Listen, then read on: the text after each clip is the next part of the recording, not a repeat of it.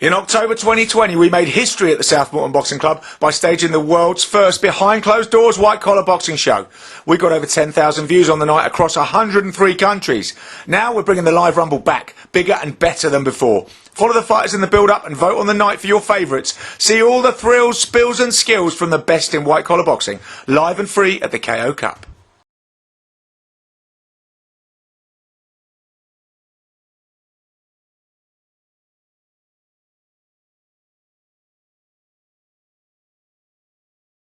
Guys, Bridges, the Blonde Bomber. Make sure you guys tune into my world title fight. I'm fighting for the WBA Bantamweight world title on April 10th against Shannon Courtenay in the UK. You can check it out on DAZN and Sky Sports. Don't miss it. It's going to be epic. Ebony, great to see you again. It's really good to chat because the last time we talked, we were talking about you having a world title shot. You know, it just landed. It was a surprise. It was amazing. You went into camp in Philadelphia. Your big title shot had finally arrived and injury struck. It was a bit devastating. And, you know, now it's so great to talk to you when everything's fallen in place for you again. It seems like it was meant to be the last time because now you've got the title shot, you know, against Shannon Courtenay on April the 10th. You're rolling straight off a fight, you know, last weekend, which was a great win. First time going 8 rounds, you know, really good win. You know, you're not going to get out of camp. You're training straight through in Philly. And you're coming over to England on April the 10th to fight on that Matchroom show. How are you feeling? Yeah, I mean, exactly like what you said, is like it was meant to be. And that's why when that happened, when I did injure myself last year, of course I was disheartened, I was heartbroken, but at the same time, I just know everything happens for a reason. And I truly believe that. And that's obviously what kept me going through it and kept me not being so disappointed about it all, because I'm like, this has happened for a reason. I don't know what the reason is because I'm missing out on a world title fight, but, you know, it's happening for a reason. And, you know, I just think the circumstances this time around is so much better than what it would have been for that fight, you know. Yeah. That fight in November, I had been out for a while. These girls had back-to-back, you know, had fights, and it was just like, yeah, I mean, you know, I'd only done 6 rounds once. Other than that, I'd never been past 3 rounds. I had like 1 round, a 2-round fight, and like a 3-round fight. So it was like I hadn't really gone the distance. So it just, like I said, everything happens. The 8-round fight, you know, man, I can't even. If you didn't watch the fight, you won't know. But I will post the fight, but after the Shannon Courtenay fight, because I'm not putting out footage. So stay tuned, because I will post it. But if you see that fight and you see that girl or that woman that I was fighting, I swear on you, I have never punched someone so tough in my life. Even the commentators were just like in disbelief, like at how tough she was, because she was eating punches, and I mean like good punches. So I mean, it was meant to be. You know, because it pushed me to do the 8 rounds, and it was a bit of a dogfight, you know, because you know, I like to fight, and I probably could have made it a lot easier for myself. So I did learn from the fight. You know, I could have definitely made it easier for myself. But at the same time, you know, I got like, it was an intense, high pace 8 rounds, you know, and it just proved to me and showed me, look, I after like a 30-month layoff, an injury, come in and fight like 8 high-paced, non-stop rounds. It just gives me more confidence, really, you know. And it sounds like perfect prep for this fight. And how do you see this fight going? You talked about the dogfight, but obviously what people are saying as soon as this fight was announced is, you know, you've got 2 come-forward fighters who like to stand and trade. So, you know, it's a kind of fight made in heaven for fight fans. Is that how you see it playing out? Do you see Shannon coming straight to you, you going straight to her? What do you think is going to happen? Yeah, no, I don't see her coming straight to me. I don't. Maybe later on, when she gets a bit tired, or she kind of, you know, results. Because what I find with Shannon from watching her, she wants to box a little bit. She goes backwards on the back foot quite a bit in the first few rounds, and then later on she goes back to that what's natural for her, which is just walking down and walking forward. You know, I feel like she doesn't start like that. You know, generally. You know, I really don't know what she's going to do. I know what I'm going to do. You know, I'm going to pressure her. But I think I'm being really underestimated in this fight, which is good for me, because I think I get looked at like I am just a bully and a walk forward fighter, and that's just because, mate, like, why wouldn't I do that if I can just finish them? And if I can like finish people early or hurt people, then yeah, you know, like, do it. But if I'm up against someone, that I need to use different skills, I can do it. I come back. I'm very, I'm not one-dimensional, but I just haven't had to use dimensions. You know what I mean? So, like, Yeah. well, I haven't had to yet. And if Shannon gets me to do that, then I will. It just depends on what's worked. I've got a big toolbox. So I'm confident no matter what she brings, that I'll be able to neutralize it or adapt and come to it and that. So I do think I really do think it's gonna be an exciting fight for the fans. I do, because I think we are very similar. Even our styles, like, we're similar. She likes to kind of sit and pick shots as well. She's not just like a brrr kind of fighter. Like I say, a ball fighter that just like lets her hands go. I feel like she has a bit more of that pro style. Like, she takes her time. So yeah, I think she's strong. So, and she has good timing. And I feel like I have very similar things to that. So it's going to be, to be honest, I think it's a very even match fight. I think it's a 50-50 fight in my head.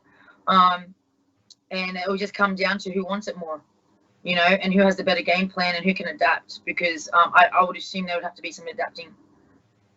Okay, and I would say as well, I mean, you're coming in, she's the matchroom fighter, you're coming in as the away fighter, and you're coming, from Australia to England, so you're very much the away fighter. But is it going to be a factor for you having Conor Benn headlining? Because I know you're great mates.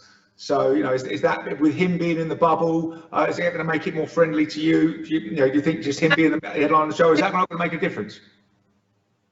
No, I mean, I haven't talked to Conor for a while. I've talked to I'm good friends with his sister, but yeah, I'm not going to go in there and like, he has a very important fight to focus on as well. Just like me, we both have very important fights to focus on. So I'm going to be just totally focused on myself and I suppose making relations with matchroom people, like staff and stuff like that. Like meeting, like that will be my thing. That, and just enjoying the time in there. No matter where I go, I feel at home. Because I just get along with everyone. I'm just one of those people that can just get along with everyone, and I just feel like I fit in no matter where I go, really. So there's absolutely no stress, and I actually love new environments, and I thrive off meeting new people and that kind of stuff. So, like I said, like, I come to Philly. The first time I came to Philly, like, I fought in America. I never met my manager before, never met the trainers here before. I didn't come with my trainer. I came here by myself for 3 weeks camp, and I fought by myself with these people I've just met.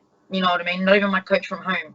So, like, I'm not, that kind of stuff doesn't bother me. I just get in, I make no excuses, and I fight. It's just me in there in reality. So it is, I think I feel like not a disadvantage. I mean, she's a matchroom fighter, she's a home fighter. I feel like I've got more support, to be honest. And I do feel like a bit of a home fighter there with the fans wise. But as for, obviously she being signed to Matchroom and all that kind of stuff, and what Matchroom want to do, I mean, yeah, that can be a bit of a thing. But, and I've also obviously came, like, if you had any idea of my week, like, I literally had a fight. I had an 8-round fight, a grueling fight. Then I didn't sleep because, I'm pumped, and I knew that this fight was coming. So now I was just thinking, like, okay, now I've got to get to America. Couldn't sleep, and I'm like, I've got to book my tickets, because we couldn't book my tickets before the fight because I had to win the fight, and I had to come out uninjured. Otherwise, I couldn't have fought, So it wasn't like I could plan anything before that fight, and I couldn't really focus on anything before that fight because I wanted to focus on Carol. Like, you can't do that. I can't be thinking beyond because I have to get through her first. So as soon as my fight was over, like, that was it. Now I had to think about everything else, and didn't sleep, had to book my flights, had 1 day to pack and prepare everything for over a month. Like, I'm going to be away from home for like nearly 2 months, maybe more, because, got quarantine and everything like that. And I had to do that in 1 day. Then do a 25-hour flight from Australia, take 3 different planes to get to Philadelphia. Then I got to Philly late at night, had an okay sleep, and woke up at 8 a.m., went to the gym and trained. Then I came home, just relaxed, and then went back to the gym at 9 p.m. That's straight after doing all of that. And I haven't stopped. Yeah. I haven't stopped. So it has been a really, really, really full on, and so many emotions and but just having to get it done, and no excuses, just like, got to get the work done, got to fight in 3 weeks. So just got to get it done. You know what I mean? And whereas Shannon, she's just, in a little hotel room or whatever she does, in the UK, just, not having to go through any kind of real adversity in that sense. She's quite comfortable where she is. She doesn't have to do another flight. I have to do another flight to the UK in 2 weeks. You know, another 7-hour flight, another 5-hour change difference. So there's a lot of things there that I got to deal with. But like I said, and I've said it previously, is that I thrive off adversity and things that are hard. You know, nothing. I never make an excuse. And for me, it would just prove like, look, what all I can do with this, doing it this way. Like imagine if, for example, I had just camp in the UK and I just stayed there for the whole time, or you know, how much, but who knows, might not be better, but it might just be how I roll. You know, I just like this shit. I just like it. It's also worth mentioning. It's also worth mentioning on these matchroom shows. A lot of the matchroom fighters have been upset because, I mean, you say home and away fight, but there's no crowd. You know, so you're not getting the advantage of that crowd, and maybe that's been affected, maybe it hasn't. When do you arrive in the UK, Ebony? Is it a week before the fight? Yeah, a week before. So you know, upsets for the matchroom fighters. I truly believe that, I don't, as much as Eddie has, like, obviously he's fighters, I think he really just wants to put on good fights because he's making the great matches. They're you know, most of them. You know, I feel like maybe not so the earlier. You know, obviously you got fighters that are under 5 fights that you don't like. That's just, you still got to build them. Like, you know, you got to do that. But I'm talking about the ones that are a bit more experienced. You know, that have had, you know, 10+ fights, and like he's just throwing them in with even fights, and I don't think he's fussed too much on who wins, because, you know, the way he does contracts, like no matter what, he's going to win anyways, you know. So I think he just wants to put on good fights for the fans. So I think with me and Shannon, I think he's just happy that it's a good fight that he knows that the fans are going to want. He knows it's going to be a good fight. He knows that no matter who wins, he's going to benefit. You know what I mean? And same, we got Rachel Ball, like, you know, God bless her. She's my friend. I was very heartbroken, very sad when I found out about it. You know, I messaged her straight away, like, fire out, man, like, you okay? And because I was upset for her, because I just know what it feels like to have the fight and then lose it, you know. So but you know, like, obviously I you know, if I win, then I want to make sure that Rachel gets that shot, and hopefully she's better. You know, it's been months and she's still not recovered, but hopefully she can recover. Yeah, best wishes to her. So, I mean, just picking your brains again about this fight. I know you said you think it's going to be a good fight, it's going to be an exciting fight, like we all do, and you think you're going to be victorious. Have you got any sort of prediction? Do you think it's going to be a stoppage? Do you think it's going to be points, or is it whatever way it comes? How do you? Is there any sort of prediction you've got for the fight and the result? Well, look, I don't go in there to stuff around. You know, I don't play with my food, so I'll be going in there. You know, I don't look for a knockout, but you know, I'd like a knockout. You know, if it's there, I'm definitely going to take it.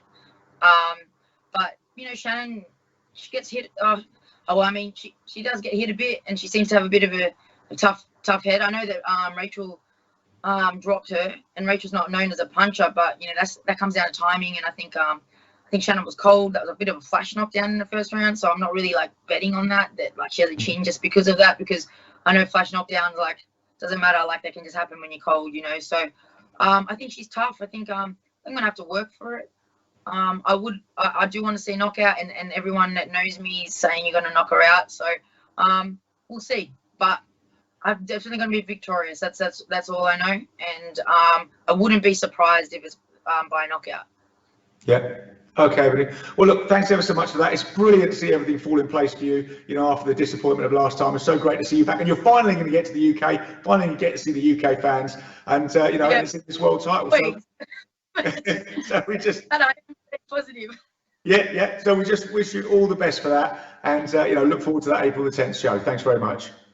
Thanks so much, John. Appreciate you. Thanks.